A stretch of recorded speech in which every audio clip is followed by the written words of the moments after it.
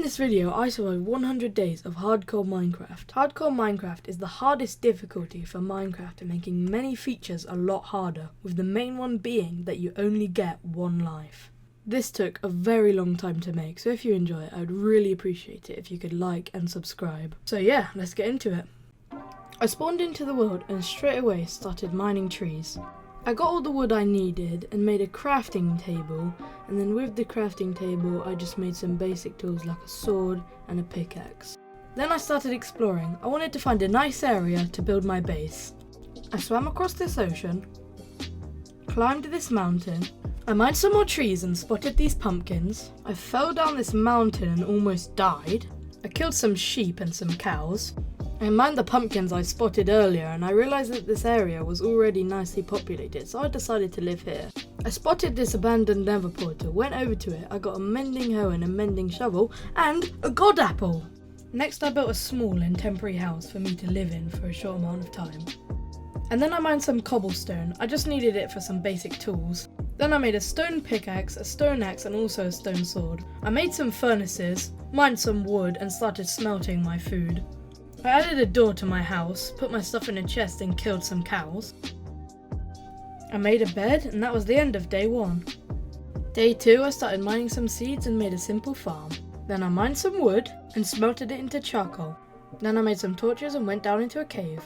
In the cave I killed this creeper and mined some coal and some iron and then went back to my base to smelt it. Using the iron I made full iron armor and tools. Then I made a mine that I would eventually dig down to Y level 11. But I got bored, so I went exploring and found this village roughly 1,000 blocks away from my base, and I took all of its loot. I also found a shipwreck. I took the map and started looking for the buried treasure. After some searching, I found the chest. I got a diamond, gold, and some iron. Oh, and also a heart of the sea. On day 4, I returned home from my adventure. On my adventure, I got a lot of good items, so I needed to make another chest to store all of those items. I cooked some of the food I got and then swapped my white bed out for a purple one. I planted some potatoes on my farm and then I made an animal pen. There were some animals nearby. I got some sheep and some cows. And then I planted some sweet berry bushes for no apparent reason. And then I started continuing my mine down to Y level 11. Then I started clearing some area for strip mines to go. But I returned to the surface and started doing some basic tasks like mining wood, getting sugarcane and replanting it. I planted some saplings to make up for all the trees I'd mined. I got 2 stacks and 11 oak logs. I killed these pillagers that had spawned at my base and then I drank some milk from one of my cows to get rid of the bad omen effect. Then I got all the wood I'd gathered and crafted it all into planks and started expanding my house. I didn't expand it much, I just gave myself enough room for some extra chests and stuff like that. Then I added a bit more detail to my house, like logs in the corners and stairs on the roof and also some slabs on the roof. Then I made a small pumpkin farm, cause why not? Then I crafted some of my cobblestone into cobblestone stairs and started placing them in my mine to make it a bit easier for me to go in and out of. I also mined out a layer of blocks in the mine so I didn't keep bumping my head. And then I crafted some torches and started strip mining. I mined for quite a while until I finally found diamonds.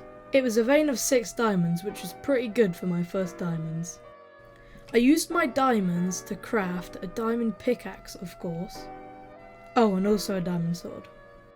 And then I went back down into the strip mine to continue mining. I found some diamonds pretty early on in a nearby cave. It was only 2, but diamonds are still diamonds. I kept mining and I eventually came across my next vein of diamonds. This time it was an 8 vein, so I was very happy with that. On day 8 I did even more mining and now I had quite a lot of diamonds. Oh yeah, and as I was mining I actually came across a zombie spawner. I got a name tag from one of the chests and also 2 music discs. They were both cat, but that was still alright. Then I sorted all of my valuables into a separate chest. Then I started making a farm. It was pretty big, but I needed a lot of wheat for breeding my animals. Then I started constructing a new house. My old house was good, but it just wasn't good enough, and it also wasn't big enough. I mined some sand so that I could add some windows to my house. And I mined some more wood and then finished off the house. By day 12 it was done. What do you think? It isn't the nicest looking thing in the world, but whatever, I'm planting sugarcane. Day 13 I started by mining some more wood and making some more chests. And then I started transporting all of my items from my old house to my new one. I put down a bed and also a painting. Then I started mining down my old house. I didn't need it anymore. Thanks, old house, you served me well. Moving on, I made some fences and mined some spruce wood. Then I cleared out an area next to my base. And then using that space, I made a bit of a bigger animal pen to put all of my sheep and cows.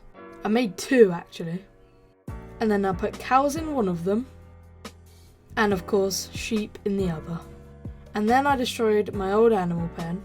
And I killed all of the other cows and sheep because I couldn't be bothered to move them. Then I harvested my fully grown wheat, replanted it of course. And then I started breeding my animals. I harvested some of my sugarcane, and then I started digging out an area where I was going to put some villagers. This is it, it's nothing special, but yeah.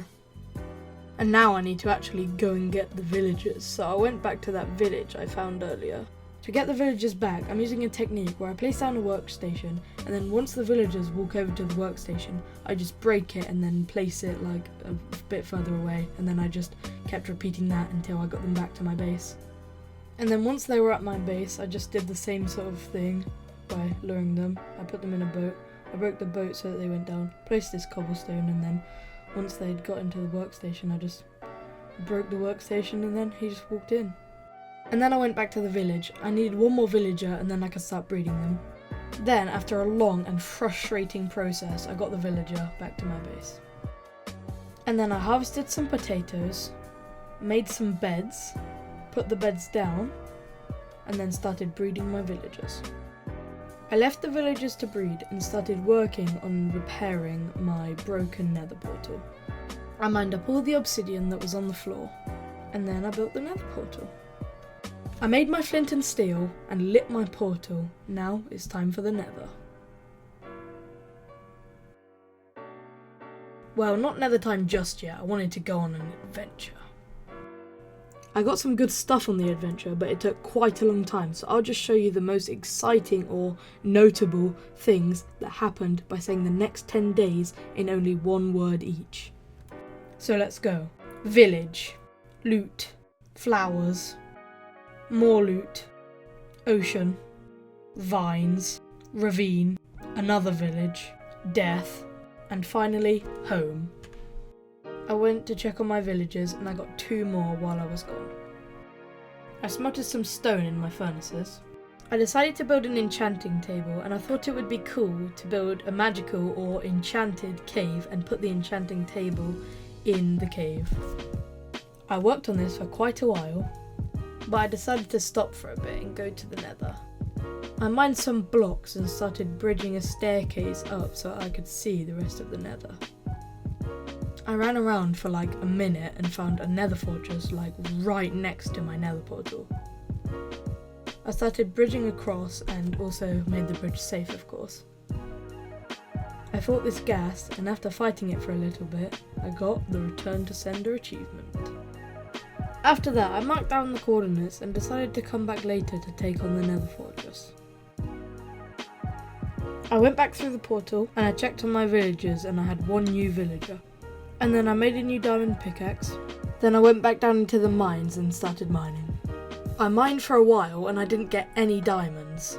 But I did get some iron, some lapis, a lot of redstone, a little bit of gold, and some coal. But I wasn't happy with that. I wasn't going to accept getting no diamonds on the mining trip. So I started mining again and after not very long I came across some diamonds. And it was an 8 vein, so I was very happy. Oh, and I also found 2 more diamonds in a cave. I was satisfied with the amount of diamonds I had now, so I returned to the surface. Day 45, I started by smelting all of the ores I had gathered, as well as some stone so I could continue building my cave.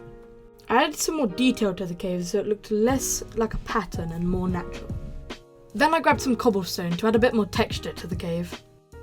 I also did the same with some andesite and it was really coming along now. Then I added some stairs and slabs for a bit more depth. Then I grabbed some leaves and started placing them on the cave for a nice effect. I finished it off by adding some mini waterfalls to the sides. I added some finishing touches, and now I had finished the cave, and in my opinion it looks really nice. Well, I still needed to do the inside, so I started off by making a path going up to the cave. I crafted some paper, a ton of books, and then a ton of bookshelves, and then I placed them in the cave. I politely told this guy to leave. Then I added some more of those waterfall things to the inside of the cave. Then I added some finishing touches to the inside of the cave, and now it was fully done, and I really like it. But moving on, I harvested some wheat, bred some of my cows, and harvested some sugarcane. Then I made my abandoned nether portal not abandoned. Well, I kind of think it looks worse now, but whatever. I crafted the rest of the bookshelves and put them down in the cave. Then I got some more obsidian from my nether portal. Then, using the obsidian, 2 diamonds and a book, I crafted the enchantment table. I got some lapis, and then I enchanted my diamond pickaxe. I got efficiency 4 and unbreaking 3, which was pretty good, but I decided to craft another pickaxe and try again. I also made a grindstone and put that in the cave. And then I enchanted another diamond pickaxe and I got the best enchantments. I got unbreaking 3, efficiency 4 and fortune 3. And once again, it was time to mine. I got 1 and 2 veins of diamonds, which doesn't seem like that much, but it's actually quite a lot when you have fortune 3. And now I have 51 diamonds in total. Then I decided to enchant my sword. I got unlucky a couple times, but then I got sweeping edge 3 and sharpness 4, which is pretty good. With the diamonds I'd been mining, I crafted full diamond armor. Then I went into the nether and went to the fortress to get blaze rods. I got 7 blaze rods in total and went home. Back home on my villagers I got silk touch, mending and sharpness 5 trades. I enchanted my axe with silk touch, efficiency 4 and unbreaking 3. Then I used that axe to gather wood and now I'm building yet again another house. It looks like just a box at the moment, but just you wait, it will look good. I'm also adding horns to the house. Okay, it doesn't look the best and it's a bit boxy, but I like it because it has horns.